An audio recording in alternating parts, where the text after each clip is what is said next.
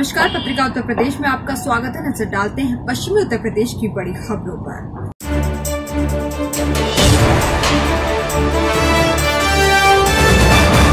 गौतम बुद्ध नगर से सांसद और केंद्रीय मंत्री महेश शर्मा और बुलंदशहर के सांसद भोला सिंह का विरोध रुकने का नाम नहीं ले रहा है।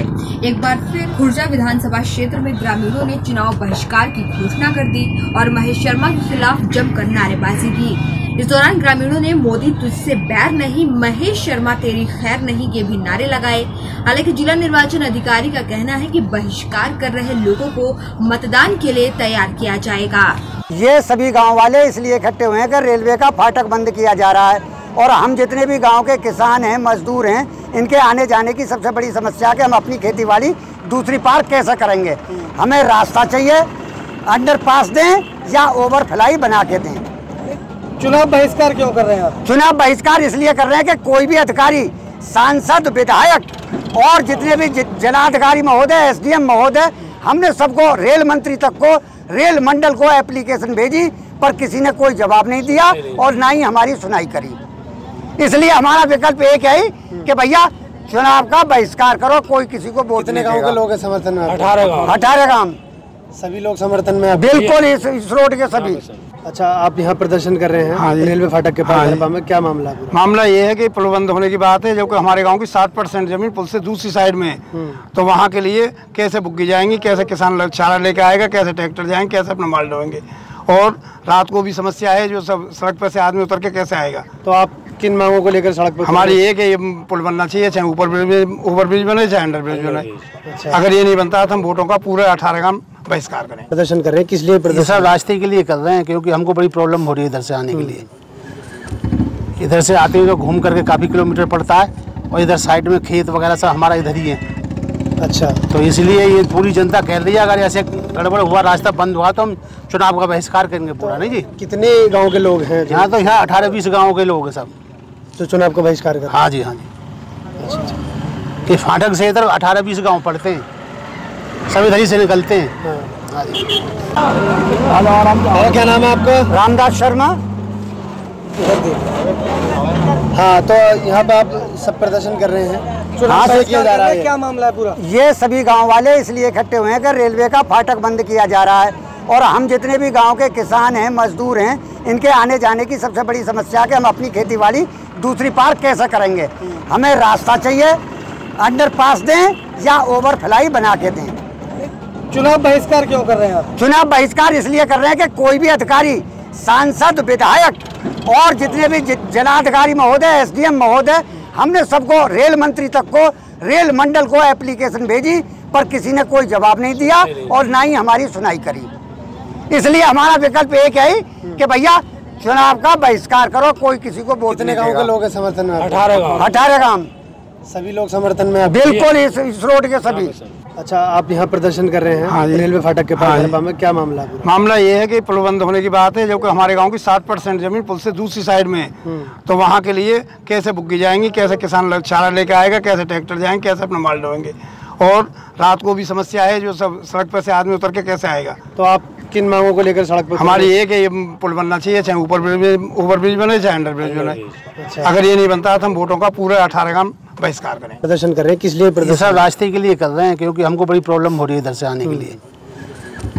इधर से आते हुए घूम करके काफ़ी किलोमीटर पड़ता है और इधर साइड में खेत वगैरह सब हमारा इधर ही है।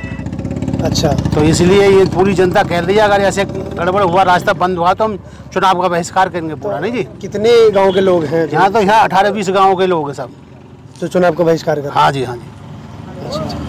कि फाटक से इधर 18-20 गाँव पड़ते हैं, सब इधर ही से निकलते हैं। नहीं, उसको दिखवाया जाएगा, सब गांव वालों से बात किया जाएगा, प्रयास किया जाएगा कि उनकी जो समस्याएं हैं उनका निस्तारण जो हो सकता यथासंभव वो कराया जाए और उनको इस पूरे मतदान के अंदर, इस पर्व में उनकी भागीदारी सुनिश्चित की जाएगी। बसपा सुप्रीमो मायावती गठबंधन के संयुक्त प्रत्याशी सतबीर नागर के पक्ष में वोट मांगने ग्रेटर नोएडा पहुंची, जहां उन्होंने मोदी को बाय बाय कहेंगे और जय भीम की सरकार बनाएंगे का नारा दिया। उन्होंने अपने को प्रधानमंत्री पद का दावेदार बताते हुए कहा कि अगर हमारा गठबंधन पूरी सीटों पर कामयाब होता है तो हम केंद्र में अपनी सरकार बनाएंगे। मैं इस जिले की बेटी हूँ, आप मेरे प्रत्याशी को वोट देना। साथ ही उन्होंने कहा कि मैं आपकी बहन भी हूँ। बीजेपी पर हमला बोलते हुए मायावती ने कहा कि जुमलेबाजी या चौकीदारी की नाटकबाजी अब नहीं चलेगी। मायावती ने कहा कि आप लोग बीजेपी के नमो नमो को हटाकर अब जय भीम को लेकर आइए।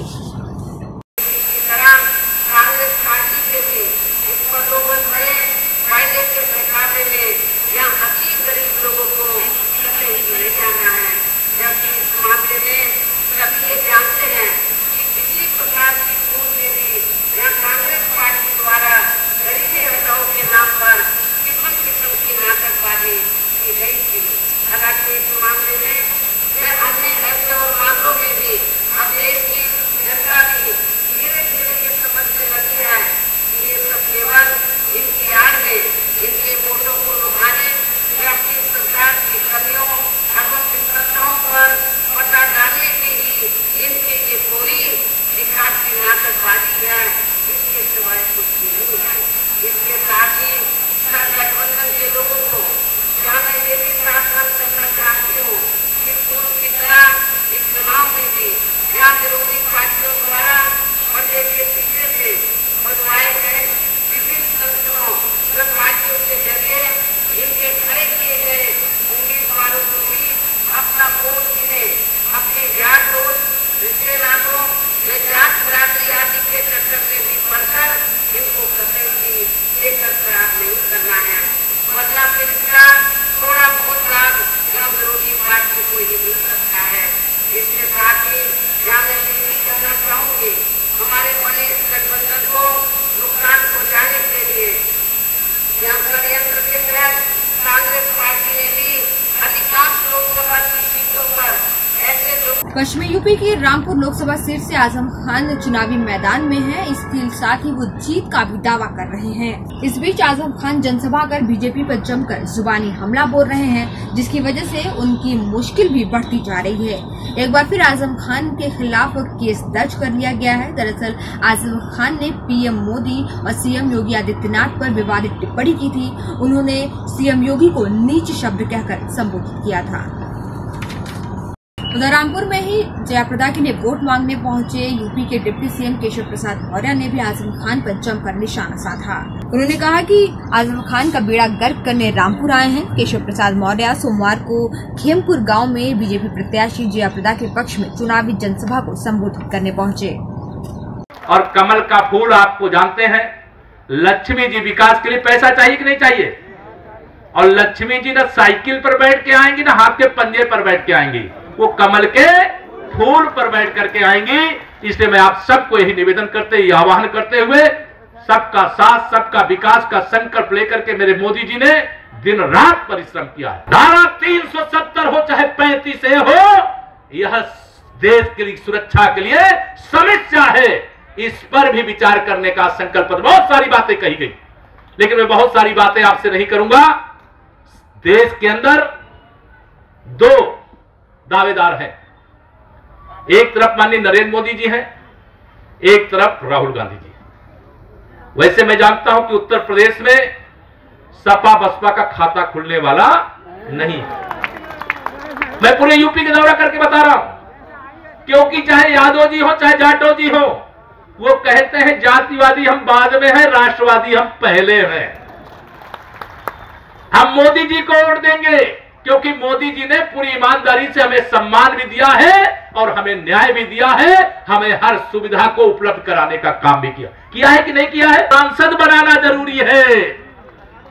इसलिए मैं आप सबसे, चूंकि अभी 5 साल में मोदी जी देश को 50 साल आगे लेकर के गए और आने वाले 5 साल में देश को 100 साल आगे लेकर के जाने का काम करेंगे, 10 पीढ़ी का उज्जवल भविष्य बनाने का काम करेंगे। 2-2 हजार रुपए पहली किस्त के रूप में इस देश का गरीब किसान है, अमीर किसान है, अमीर मैं नहीं कहता, बड़ा किसान है, छोटा किसान है, जिसकी छोटी खेती थी वो लोन नहीं लेता था, बैंक से कर्ज नहीं लेता था, उसको कोई फायदा नहीं मिलता था। हमने कर्ज माफ किया था उत्तर प्रदेश के 86 लाख किसानों का, 36,000 करोड़ रुपया, लेकिन सारे किसान उसमें शामिल नहीं थे। मोदी जी जब सोचते हैं तो सबके लिए सोचते। एक पुल अधूरा पड़ा हुआ है, पड़ा है ना, आचार संहिता है लालपुर वाला, देखिए आचार संहिता तो भी मैंने उसकी स्वीकृति दी हुई है, वो बनेगा, उसकी चिंता मत करना आप लोग। और भी भविष्य में मेरी बनने वाली सांसद आपकी सांसद और पार्टी की सांसद के रूप में देश की सबसे बड़ी पंचायत में जब पहुंचेंगी, जो भी 3 साल अभी हम लोग लखनऊ में बैठे हैं, चिंता मत करना, और 2022 में हम फिर आने वाले हैं, ये भी ध्यान रखना। 2014 में आए, 17 में आए, 19 में आएंगे, 22 में आएंगे और मोदी जी के नेतृत्व में 2024 में फिर आएंगे। और ये सत्ता के बिना तड़पने वाली कांग्रेस, जैसे पानी से मछली निकल करके तड़पती है ना, वैसे इस समय कांग्रेस वाले तड़प रहे हैं। आप देखना 23 मई को जब सपा बसपा कांग्रेस गई का समाचार मिलेगा तो कोई इटली चला जाएगा, कोई सैफई चला जाएगा, और ये कहां जाएंगे आपके मैं नहीं जानता हूं। और श्री अखिलेश यादव जी जो अपने पिता के नहीं हुए, जो अपने चाचा के नहीं हुए, वो बुआ जी के होंगे क्या? वो आपके हो सकते हैं क्या? जब संकट, जब सपा के साथ बसपा गठबंधन करती है तब बसपा संकट में पड़ती है। लेकिन मायावती जी को हम कहना चाहते हैं, आपके ऊपर संकट बन करके जब सपाई आएंगे तो हम आपकी सुरक्षा करेंगे, चिंता मत करें, हमारी सरकार सुरक्षा करेगी। हम माताओं बहनों के सम्मान की रक्षा करने वाले हैं, और पहले भी हमने बहन जी की सुरक्षा भी की है, उनको सम्मान भी देने का काम किया था। आज उनको पता नहीं भतीजा कैसे पसंद आ गया, मैं नहीं जानता हूं उनको भतीजे के ऊपर कैसे इतना विश्वास हो गया, लेकिन चलिए, हमें उससे मतलब नहीं है। देश की जनता सब समझती है, प्रदेश की जनता सब समझती है। और मायावती जी, या आप समझ लीजिए कि दलित केवल वोट बैंक नहीं है कि वोट बेच करके केवल नोट इकट्ठा करने से और वो आपके पीछे खड़ा रहे तो क्यों खड़ा रहे, उसे भी सम्मान चाहिए, उसके जीवन स्तर में